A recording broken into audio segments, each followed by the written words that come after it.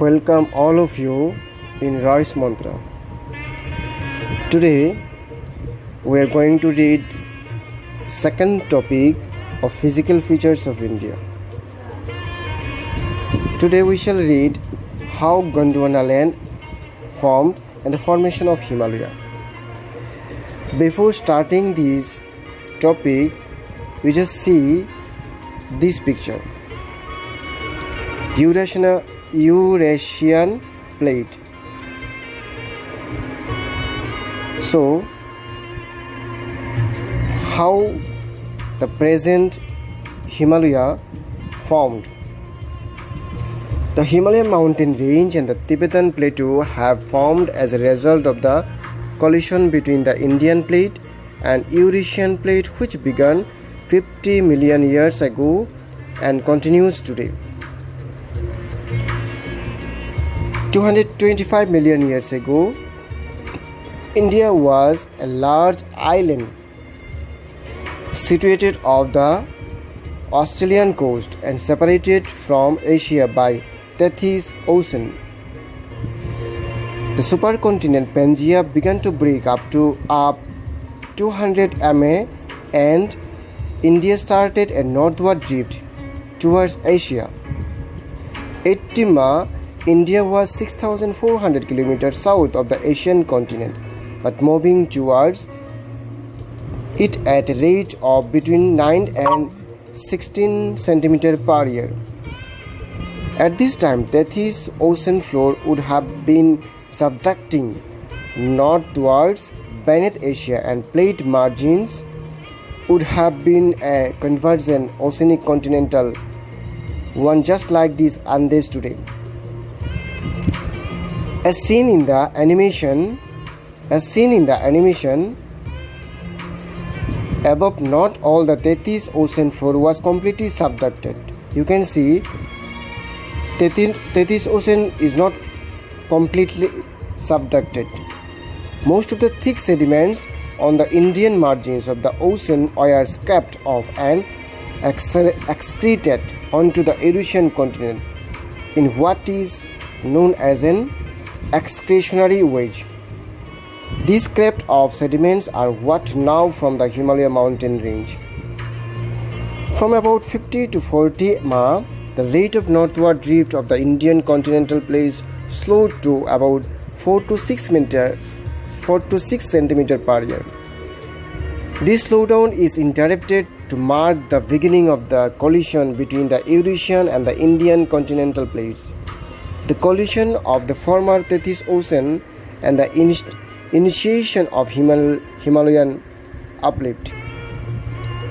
The Eurasian plate was partly crumpled and buckled up above the Indian plate, but due to their low density, high buoyancy, neither continental plate could be subducted. This caused the continental crust to thicken due to folding and faulting by compressional forces, pushing up the Himalayan and the Tibetan plateau. The continental crust here is twice the average thickness, as around 75 km. The thickening of the continental crust marked the end of volcanic activity in the region, as any magma moving upwards would solidify before it could reach the surface. The Himalayas are still rising by more than 1 centimeter per year as India continues to move northwards into Asia, which explains the occurrence of shallow focus earthquakes in the region today. However, the forces of weathering and erosion are lowering the Himalayas at about the same rate. The Himalayas and the Tibetan plateau trend east-west and extend for 2,900 km, reaching the maximum elevation of 8,848 meters. That is Mount Everest, the highest point on earth. So what is Gondwana land and how the formation of Himalayas, as we already know? What is Gondwana land? India, Australia, South America and Australia were joined together into a big landmass called Gondwana land. Actually, Gondwana land was a part of Pangaea. So we should know what is Pangaea. Pangaea was a supercontinent. Thus the oldest landmass and Gondwana land separated from Pangaea. Thus the oldest landmass are considered as the part of Gondwana land. The peninsula part of India is considered as the oldest. However, this big landmass split into numerous pieces due to the conventional current that was being built up from the hot mantle in the interior of the earth.